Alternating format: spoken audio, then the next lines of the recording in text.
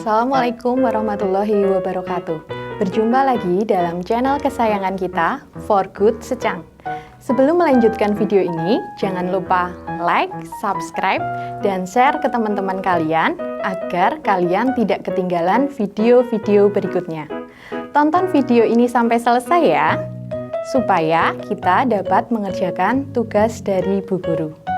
Halo anak-anak, bagaimana kabar anak-anak hari ini? Semoga kita semua selalu diberikan kesehatan dan selalu dalam lindungan Allah Subhanahu wa Ta'ala. Tetap semangat belajar dari rumah ya. Sebelum memulai pembelajaran hari ini, mari kita berdoa terlebih dahulu. Berdoa mulai. Berdoa selesai. Jangan lupa siapkan alat tulis kalian dan ajak Bapak atau Ibu untuk mendampingi belajar bersama kalian ya. Pada kesempatan kali ini, kita akan mempelajari tentang tema 7, perkembangan teknologi, subtema 3, perkembangan teknologi komunikasi, pembelajaran yang ke-6. Pada pembelajaran sebelumnya, kita telah mempelajari materi tentang manfaat perkembangan teknologi komunikasi, menghitung keliling bangun datar, dan juga keberagaman karakteristik individu di lingkungan sekitar. Adapun tujuan pembelajaran yang harus dicapai pada pembelajaran hari ini, yaitu yang pertama, setelah membaca teks alat komunikasi masa kini, siswa dapat memperoleh informasi mengenai alat komunikasi masa kini dengan tepat. Yang kedua, melalui bertukar informasi dengan teman, siswa dapat menemukan berbagai informasi dan menuliskan kembali pokok informasi dari teks bacaan alat komunikasi masa kini dengan tepat. Yang ketiga, dengan membaca teks bacaan tentang media sosial, siswa dapat menemukan dan mencatat berbagai dampak atau akibat dari adanya keberagaman karakteristik individu terhadap perkembangan teknologi dengan tepat. Yang keempat, dengan mengamati catatan mengenai dampak dari adanya keragaman karakteristik individu terhadap perkembangan teknologi, siswa dapat mengidentifikasi dampak positif dan negatif dari keberagaman karakteristik individu. Yang kelima, dengan mengamati cara mengukur keliling suatu bangun dalam sentimeter blok, siswa dapat mengukur keliling suatu bangun dengan satuan sentimeter dengan benar. Yang keenam, dengan mengetahui cara mengukur keliling suatu bangun, siswa dapat menyajikan hasil pengukuran keliling bangun datar dengan satuan baku tertentu dengan tepat. Ayo kita baca cerita Udin dan teman-temannya berikut ini. Udin, Edo, Siti, Dayu, Lani, dan Beni sedang berdiskusi bersama. Bang Andi dan Aito ikut bergabung. Rupanya, Bang Andi dan Aito memperpanjang liburannya.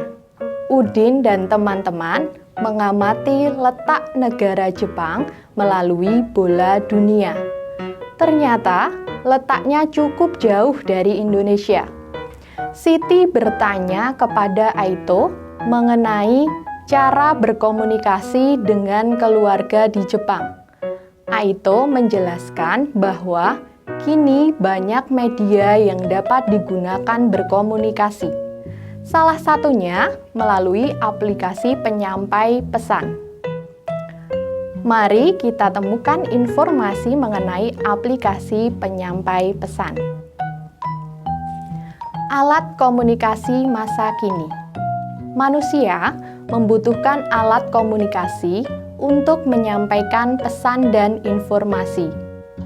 Ilmu alat komunikasi berkembang agar manusia dapat berkomunikasi lebih mudah dan cepat. Aplikasi penyampai pesan merupakan salah satu alat komunikasi yang mudah digunakan. Aplikasi tersebut harus diunduh dalam ponsel, tablet, atau komputer, yang termasuk ke dalam aplikasi penyampai pesan antara lain WhatsApp, Facebook, dan Messenger. Melalui aplikasi itu, kita dapat melakukan percakapan. Percakapan dapat dilakukan secara tertulis, pesan suara, maupun panggilan video. Percakapan bersifat pribadi, hanya pengirim dan penerima pesan yang dapat mengetahui percakapan tersebut. Penggunaan aplikasi penyampai pesan memiliki aturan khusus. Aturan secara umum adalah pengguna harus berusia di atas 13 tahun. Jika pengguna adalah anak-anak, diperlukan pendampingan orang tua. Nah, anak-anak, setelah membaca dan memahami teks, dapatkah kamu menemukan macam-macam alat komunikasi masa kini? Ya, nanti kalian bisa tuliskan di buku tugas kalian. Selanjutnya, berdasarkan teks bacaan tadi, alat komunikasi masa kini yang terdiri dari 4 paragraf, kalian coba temukan informasi penting dari tiap-tiap paragraf, seperti pada kotak di samping ya. Selanjutnya, mari kita baca bacaan berikut ini. Udin dan teman-teman menyimak cerita Aito tentang penggunaan alat komunikasi. Aito sering menggunakan aplikasi penyampai pesan. Aito juga menggunakan media sosial dalam berkomunikasi. Media sosial adalah media untuk berkomunikasi secara umum. Melalui media sosial, informasi dapat dibagikan kepada banyak orang. Siapapun bisa memberikan komentar dan pendapatnya. Pendapat setiap orang tak selalu sama. Ada kalanya kita menghadapi perbedaan pendapat. Jika tidak dapat menerima perbedaan, akan terjadi pertengkaran. Pertengkaran akan memicu perpecahan. Hal tersebut harus dihindari dengan menerima perbedaan dan memperkaya wawasan dan pengetahuan kita. Nah, sekarang tugas anak-anak adalah diskusikan hal yang akan terjadi akibat adanya keberagaman sikap terhadap perkembangan teknologi. Akibat dari adanya keberagaman sikap pada setiap orang terhadap perkembangan teknologi tertulis sebagai berikut. Yang pertama, menerima perbedaan. 2. Menimbulkan perdebatan. 3. Memecah antar suku. Yang ketiga, memperkaya wawasan. Keempat, saling menghormati. Kemudian memicu pertengkaran. Berbeda pendapat, belajar memaafkan, berbagi informasi, dan tidak mau bersatu. Tadi kita telah menyebutkan 10 akibat adanya keberagaman sikap dari perkembangan teknologi. Selanjutnya, mintalah pada orang tua kalian untuk mendampingi anak-anak dalam menentukan kembali akibat baik dan akibat tidak baik dari perbedaan sikap pada setiap orang, dan kerjakan di buku tugas kalian ya. Mari kita baca teks berikut ini ya. Bang Andi dan Aito sangat senang berjalan-jalan bersama Benny dan teman-temannya.